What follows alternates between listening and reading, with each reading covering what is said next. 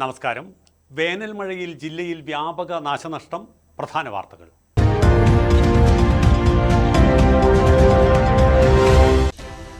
ആലിപ്പഴ വർഷത്തോടൊപ്പം ജില്ലയിൽ കനത്ത വേനൽ മഴ. മരങ്ങൾ പൊട്ടിവീണ് പലയിടങ്ങളിലും വൈദ്യുതി വിതരണം തടസ്സപ്പെട്ടു. മരം വീണ് ചുരത്തിലും ഗതാഗത തടസ്സം. മീനങ്ങാടിയിൽ 2 വീടുകൾ ഭാഗികമായി തകർന്നു.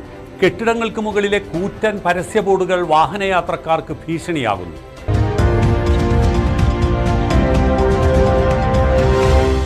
പുൽപ്പള്ളി വെളുകൊല്ലിയിൽ കടുവയിറങ്ങി.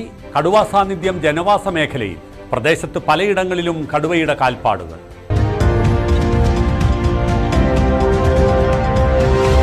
വയനാട് പാസ്പോർട്ട് ഓഫീസ് ഉദ്ഘാടനം നാളെ.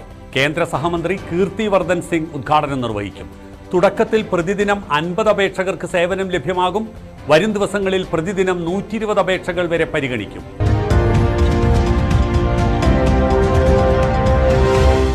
കൽപ്പറ്റ ടൗൺ നവീകരണ പ്രവൃത്തിയിൽ വ്യാപക ക്രമക്കേടെന്ന് പരാതി. സംയുക്ത പരിശോധനയിലൂടെ അടയാളപ്പെടുത്തിയ വ്യാപാര സ്ഥാപനങ്ങളുടെ മുൻവശം ഒഴിച്ചിട്ട് വീതി കുറച്ച് നടപ്പാത നിർമ്മിക്കുന്നതായി പരാതി. പരിശോധനയിൽ ക്രമക്കേട് വ്യക്തമായി.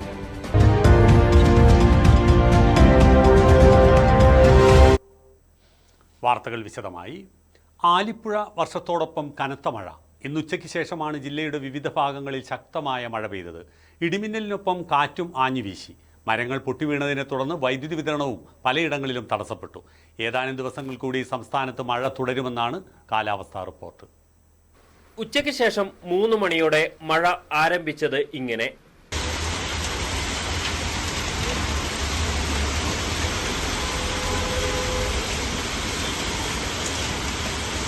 മഴത്തുള്ളിയോടൊപ്പം പെയ്തിറങ്ങി ആലിപ്പഴങ്ങൾ. റോഡിലും കടവരാന്തയിലും സിറ്റൌട്ടിലുമെല്ലാം ആലിപ്പഴങ്ങൾ.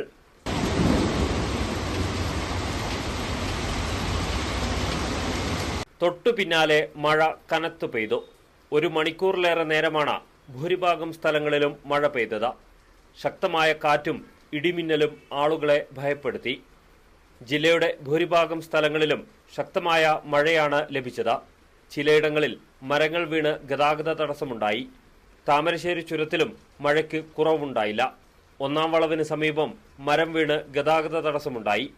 അസാധാരണമായ രീതിയിലാണ് വയനാട്ടിൽ വേനൽ മഴ പെയ്യുന്നത്.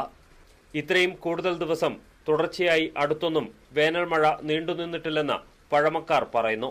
വരുന്ന ഏതാനും ദിവസങ്ങൾ കൂടി മഴ നീണ്ടുനിൽക്കുമെന്നാണ് കാലാവസ്ഥാ നിരീക്ഷകരും മുന്നറിയിപ്പ് നൽകുന്നത്. മലനാട് ന്യൂസ്, കൽപ്പറ്റ.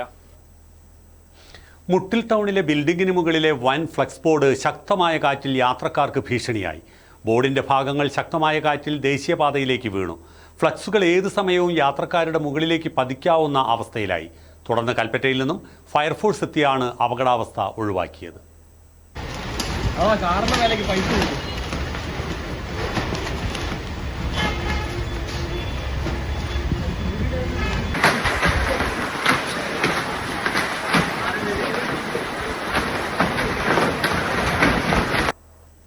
മീനങ്ങാടി, പഴങ്കുനി, മലക്കാട് ഭാഗങ്ങളിൽ കാറ്റിലും മഴയിലും വ്യാപക നാശനഷ്ടം. 3 വീടുകൾക്ക് മുകളിൽ മരം വീണു. ഓട് തലയിൽ വീണ് മലക്കാട് ഉന്നതിയിലെ ലീലയ്ക്ക് നിസ്സാര പരിക്കേറ്റു.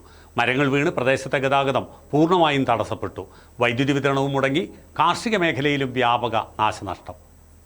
ഉച്ചകഴിഞ്ഞ് 3:30 തുടങ്ങിയ മഴയോടൊപ്പമെത്തിയ കാറ്റിലാണ് വ്യാപക നാശനഷ്ടമുണ്ടായത്. മലക്കാട് ഉന്നതിയിലെ ഗോപാലന്റെയും മാതാവ് കൊച്ചിയുടെയും വീടാണ് ഭാഗികമായി തകർന്നത്. സമീപത്തെ വൻ ഈട്ടിമരത്തിന്റെ കൂറ്റൻ ശിഖരമാണ് ഇവരുടെ വീടിന് മുകളിലേക്ക് പതിച്ചത്. ഇവരുടെ വീട്ടിൽ ഇവരും ലീലയും കുട്ടികളുമടക്കം 12 പേരാണ് ഉണ്ടായിരുന്നത്. മറ്റെല്ലാവരും തലനാരിഴയ്ക്കാണ് രക്ഷപ്പെട്ടത്. ഫയർഫോഴ്സ് എത്തിയാണ് മരം മുറിച്ചു നീക്കിയത്. മഴയിൽ കാറ്റിലും ഈ വീട്ടുമരം പൊട്ടി വീണിട്ട് ഈ വീടിൻ്റെ മുകളിലേക്ക് പൊട്ടി വീണിട്ട് ഒരാളെ മുകളിൽ ചെറിയൊരു പരിക്ക് വന്നിട്ടുണ്ട്. മരം വീണ് മലക്കാട് കണ്ണിപ്പുളപ്പിൽ രാഘവന്റെ വീടിന്റെ അടുക്കള ഭാഗവും ഭാഗികമായി തകർന്നു. മരങ്ങളും ഇലക്ട്രിക് പോസ്റ്റുകളും റോഡിലേക്ക് വീണതിനെ തുടർന്ന് പ്രദേശത്ത് ഗതാഗതവും തടസ്സപ്പെട്ടിരിക്കുകയാണ്. കൃഷിയും വ്യാപകമായി നശിച്ചിട്ടുണ്ട്. 1 മണിക്കൂറോളം തുടർച്ചയായി പെയ്ത മഴയോടൊപ്പം ശക്തമായ ഇടിമിന്നലും ആലിപ്പഴ വർഷവും ഉണ്ടായി. വീടുകളിലെ ഇലക്ട്രിക് ഉപകരണങ്ങളും വ്യാപകമായി നശിച്ചിട്ടുണ്ട്. മലനാട് ന്യൂസ്, മീനങ്ങാടി. പുൽപ്പള്ളി വെളുകൊല്ലിയിൽ കടുവയിറങ്ങി. ജനവാസ മേഖലയ്ക്കടുത്താണ് കടുവാ സാന്നിധ്യം. പ്രദേശത്ത് പലയിടങ്ങളിലും കടുവയുടെ കാൽപ്പാടുകൾ കണ്ടെത്തി. പ്രദേശത്ത് നിരവധി വളർത്തുമൃഗങ്ങളെ കടുവ കൊന്നിരുന്നു. കടുവ ഇറങ്ങിയതോടെ പ്രദേശവാസികൾ ഭീതിയിൽ.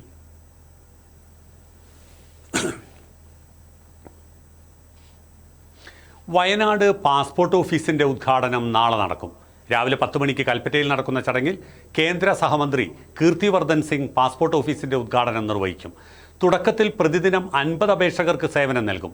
വരും ദിവസങ്ങളിൽ പ്രതിദിനം 120 അപേക്ഷകൾ വരെ പരിഗണിക്കും. പാസ്പോർട്ട് സേവാ പോർട്ടൽ വഴി അപ്പോയിൻമെൻറ്റുകൾ ബുക്ക് ചെയ്യാം. വയനാടിന്റെ എക്കാലത്തെയും ആവശ്യമായിരുന്ന പാസ്പോർട്ട് ഓഫീസ് നാളെ യാഥാർത്ഥ്യമാവുകയാണ്. കൽപ്പറ്റ നഗരമധ്യത്തിലെ പോസ്റ്റ് ഓഫീസിനോട് ചേർന്നാണ് പാസ്പോർട്ട് ഓഫീസ് കെട്ടിടം ഒരുക്കിയിരിക്കുന്നത്.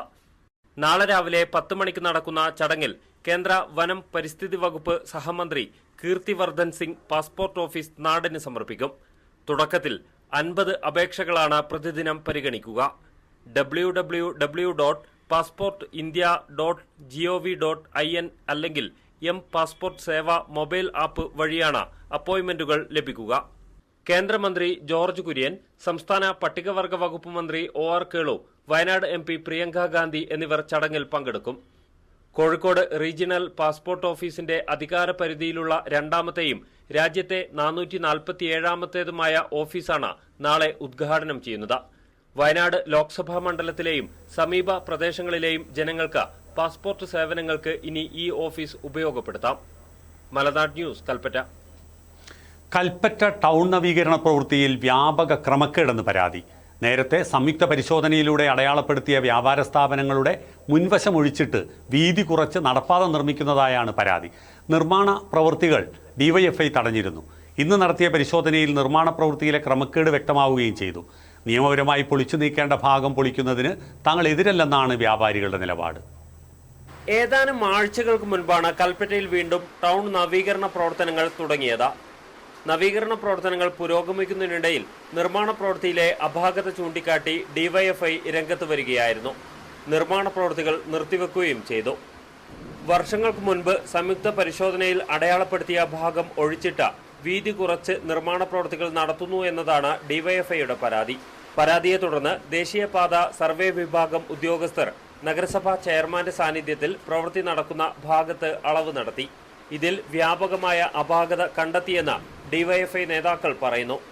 ഈ നിർമ്മാണ പ്രവർത്തനം ഒരുപാട് ഉള്ളിലേക്കാണ് പോകേണ്ടത്. മുൻപ് ഉണ്ടായിരുന്ന മാർക്കിങ്ങും ഉള്ളിലേക്കായിരുന്നു എന്ന് ഇതിനെ ബന്ധപ്പെട്ട ഉദ്യോഗസ്ഥരോട് ഞങ്ങൾ പറഞ്ഞിരുന്നു. പക്ഷേ അതിനൊരു നടപടി ഉണ്ടായില്ല. അതിനുശേഷം DYFI സമരം എന്നുള്ള രൂപത്തിനകത്തേക്ക് ഈ വർക്ക് തടയുകയും അതിൻ്റെ അടിസ്ഥാനത്തിൽ ഇന്ന് ഉദ്യോഗസ്ഥർ വന്നിട്ടാണ് ഇപ്പോൾ നിലവിൽ അളവ് നടക്കുന്നത്. ഈ അളവ് നടന്നപ്പോൾ നിലവിലെ മുനിസിപ്പാലിറ്റിയുടെ ചെയർമാൻ ഉൾപ്പെടെയുള്ള മറ്റു ഉദ്യോഗസ്ഥർ എല്ലാവരും നിൽക്കുമ്പോൾ അളവ് നടന്നപ്പോൾ 1 മീറ്ററോളം ഇതിൽ കുറവാണ്. റോഡിന് വീതി കുറഞ്ഞിട്ടാണ് നിലവിലെ നിർമ്മാണ പ്രവർത്തികൾ നടക്കുന്നത്. അത് പ്രകാരം കഴിയില്ല.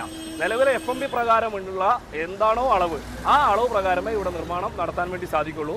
ചില വ്യാപാരികൾക്ക് വേണ്ടി അവരുടെ സ്വകാര്യ താല്പര്യം സംരക്ഷിക്കുന്നതിന് വേണ്ടിയിട്ട് ചില ആളുകളും മുനിസിപ്പാലിറ്റിയുടെ അധികാരികളും ഇതിന് കൂട്ടുനിന്നിട്ടാണ് ഈ പ്രവർത്തനം ഇപ്പോൾ നടത്തിക്കൊണ്ടിരിക്കുന്നത്. അതേസമയം നേരത്തെ നിശ്ചയിച്ചത് പ്രകാരമുള്ള നിർമ്മാണ പ്രവൃത്തിയോട് വ്യാപാരികൾക്ക് എതിർപ്പില്ലെന്നാണ് വ്യാപാരികളുടെ നിലപാട്. വേറൊന്നുമല്ല, ഇതിനോട് പറയാനുള്ളത്, ഇതിപ്പോൾ സർക്കാർ വൈഡിങ് ഉണ്ട്. ഇപ്പം നിങ്ങൾ പറഞ്ഞ മാതിരിക്കുള്ള ഒരു ചെറിയ വൈഡിങ് അവിടെ വരുന്നുണ്ട്.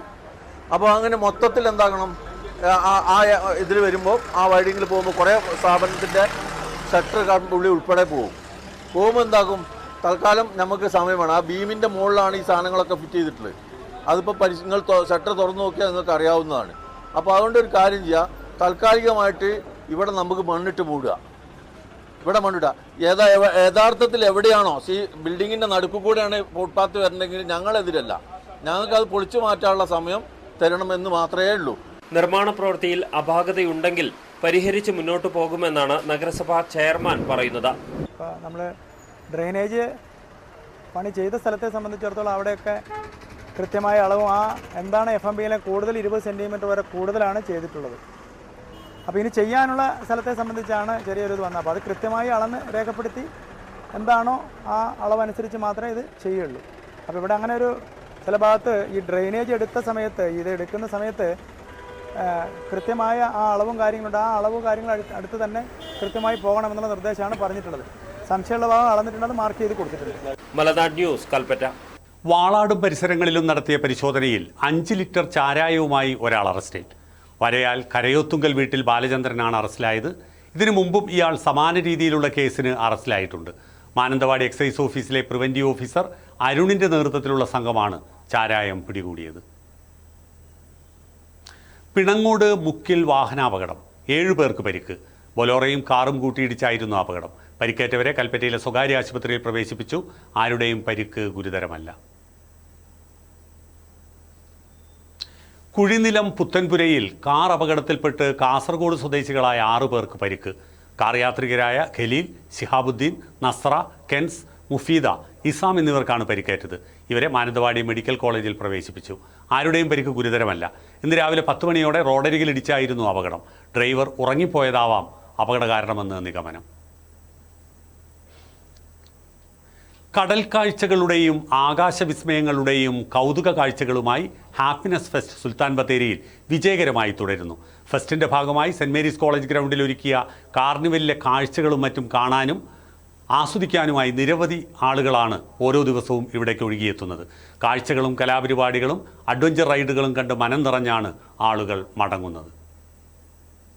സുൽത്താൻ ബത്തേരി നഗരസഭയും ലയൺസ് ക്ലബ്ബും ചേർന്നാണ് ഹാപ്പിനെസ് ഫെസ്റ്റ് ഒരുക്കിയിരിക്കുന്നത്. 8 ദിവസം പിന്നിടുമ്പോൾ 10,000-കണക്കിന് ആളുകളാണ് ഫെസ്റ്റ് കാർണിവൽ ഗ്രൗണ്ടിലേക്ക് ഒഴുകിയെത്തുന്നത്. സെന്റ് മേരീസ് കോളേജ് ഗ്രൗണ്ടിൽ ഒരുക്കിയിരിക്കുന്ന കാർണിവലിൽ 500 അടി നീളത്തിൽ തീർത്ത ഗ്ലാസ് തുരങ്കത്തിന് മുകളിൽ കടൽ വെള്ളത്തിൽ നീന്തി തുടിക്കുന്ന കടൽമീനുകളാണ് കാണികളുടെ മനം കവരുന്നത്.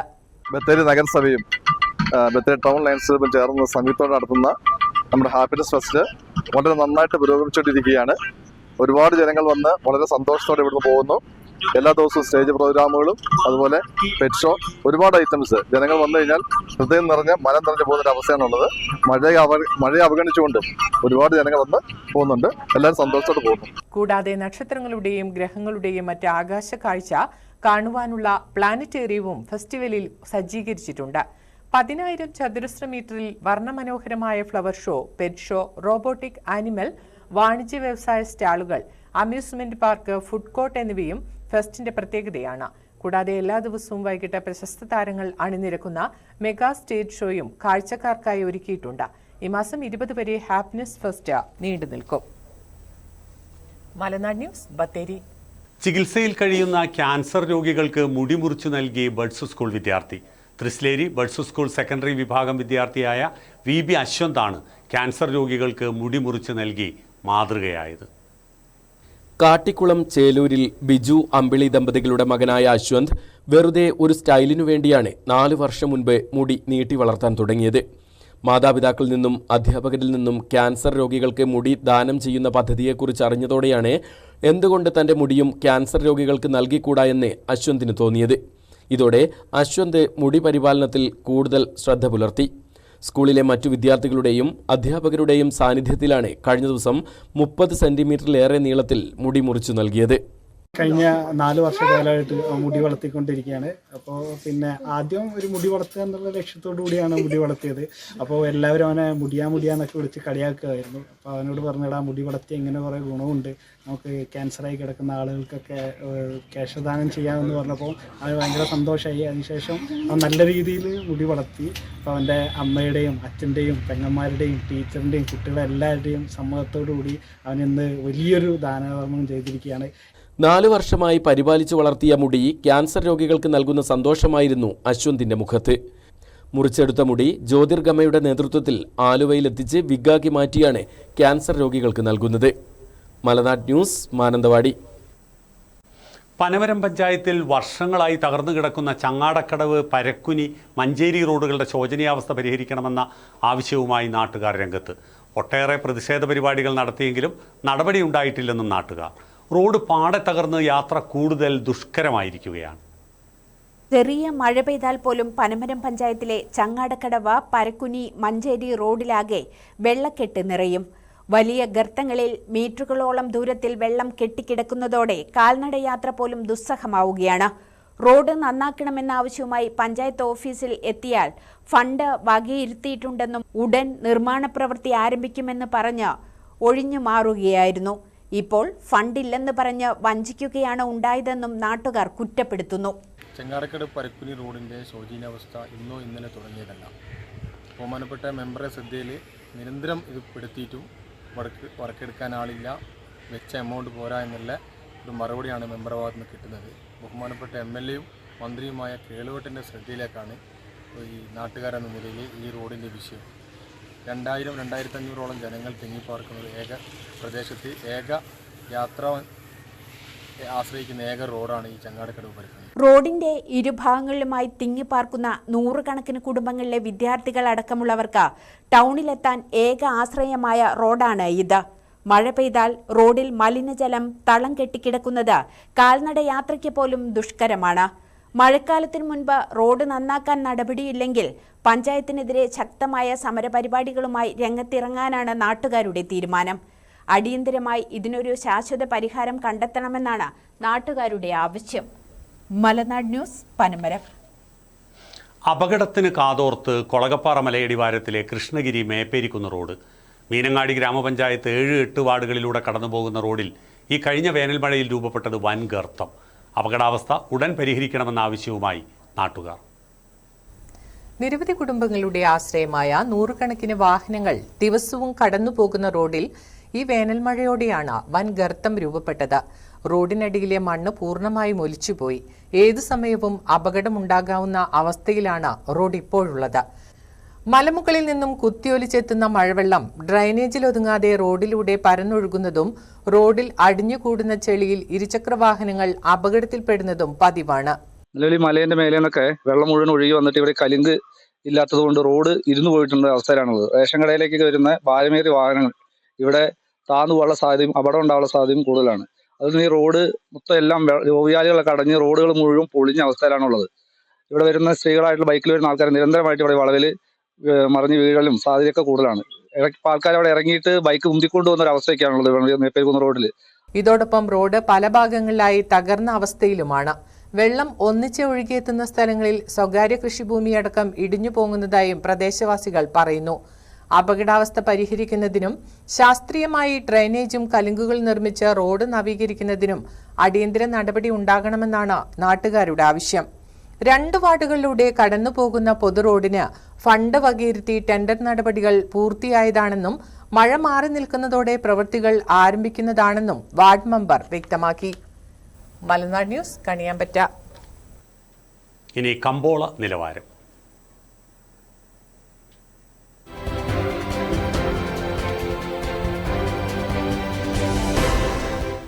കാപ്പിപ്പരിപ്പ് കിലോയ്ക്ക് 400, ഉണ്ടക്കാപ്പി കിലോയ്ക്ക് 242, കുരുമുളക് വയനാടൻ കിലോയ്ക്ക് 710, കുരുമുളക് ചേട്ടൻ കിലോയ്ക്ക് 700, നേന്ത്രക്കായ കിലോയ്ക്ക് 50, ഇഞ്ചി ചാക്കിന് 1400, ചേന ചാക്കിന് 3000, റബ്ബർ കിലോയ്ക്ക് 184, സ്വർണം പവന് 65,800, വെള്ളിഗ്രാമിന് 102 രൂപ. പ്രധാന വാർത്തകൾ വീണ്ടും.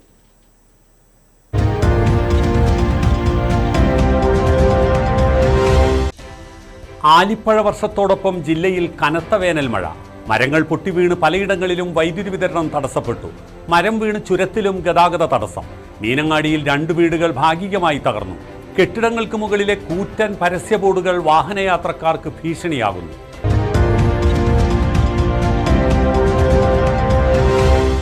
പുൽപ്പള്ളി വെളുകൊല്ലിയിൽ കടുവയിറങ്ങി. കടുവാ സാന്നിധ്യം ജനവാസ മേഖലയിൽ. പ്രദേശത്ത് പലയിടങ്ങളിലും കടുവയുടെ കാൽപ്പാടുകൾ.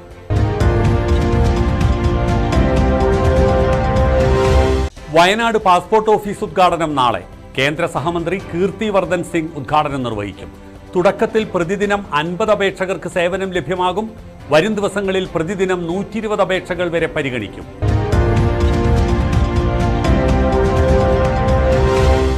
കൽപ്പറ്റ ടൗൺ നവീകരണ പ്രവൃത്തിയിൽ വ്യാപക ക്രമക്കേടെന്ന് പരാതി. സംയുക്ത പരിശോധനയിലൂടെ അടയാളപ്പെടുത്തിയ വ്യാപാര സ്ഥാപനങ്ങളുടെ മുൻവശം ഒഴിച്ചിട്ട് വീതി കുറച്ച് നടപ്പാത നിർമ്മിക്കുന്നതായി പരാതി. പരിശോധനയിൽ ക്രമക്കേട് വ്യക്തമായി.